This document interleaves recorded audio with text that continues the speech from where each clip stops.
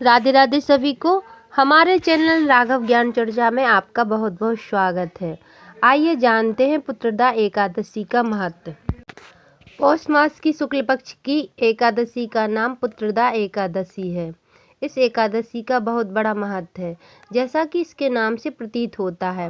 पुत्रदा एकादशी, जो गृहस्थ में लोग गए हैं और उन लोगों को पुत्र प्राप्ति में जो भी समस्याएं आती हैं, तो ऐसे लोगों को पति पत्नी को दोनों को मिलकर पुत्रदा एकादशी का व्रत पूर्ण निष्ठा तथा श्रद्धा भाव के साथ अवश्य करना चाहिए।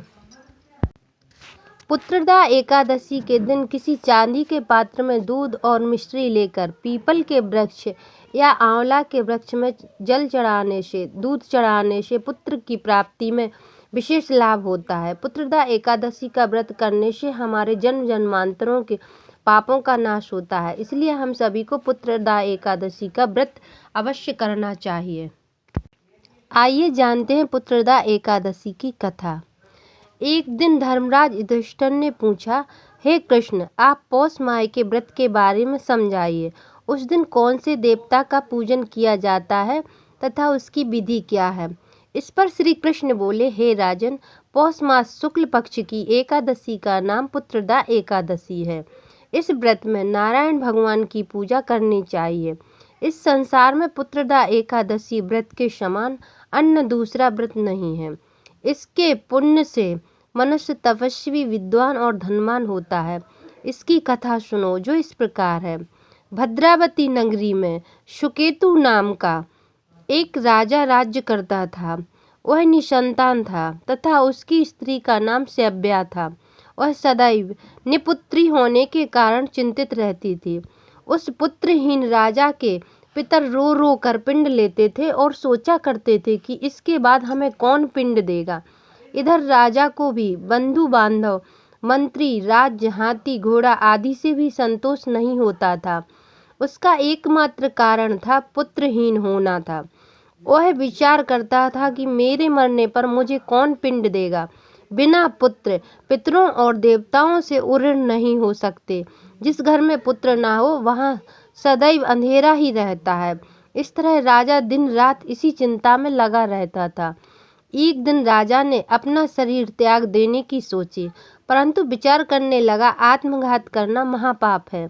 राजा इस तरह मन में विचार करके एक दिन छिपकर वन को चल दिया और वन में पक्षियों और वृक्षों को देखने लगा। वन के सुहावने दृश्यों को देखकर राजा को सोच विचार में दोफार हो गया। अब राजा को भूख और प्यास लगने लगी।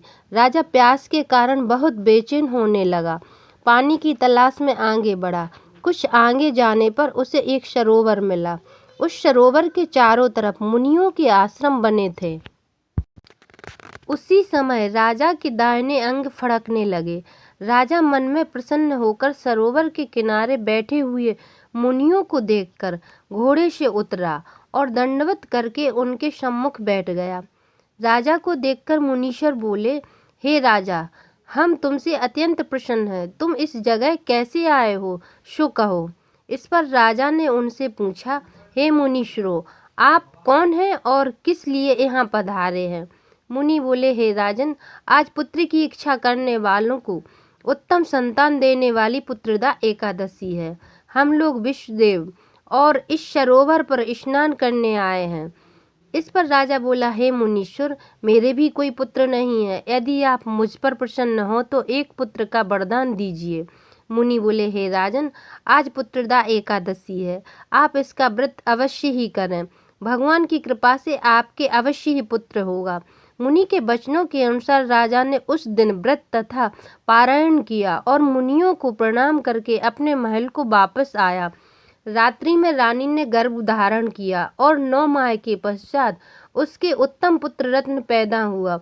वह राजकुमार बड़ा होने पर अत्यंत वीर, धनवान, यशस्वी और प्रजापालक हुआ। श्री कृष्ण भगवान बोले, हे राजन, पुत्र की प्राप्ति के लिए पुत्रदा एकादशी का व्रत अवश्य करना चाहिए। जो मनुष्य इसका महत्व श्रवण व पठन करते हैं उनको स्वर्ग मिलता है।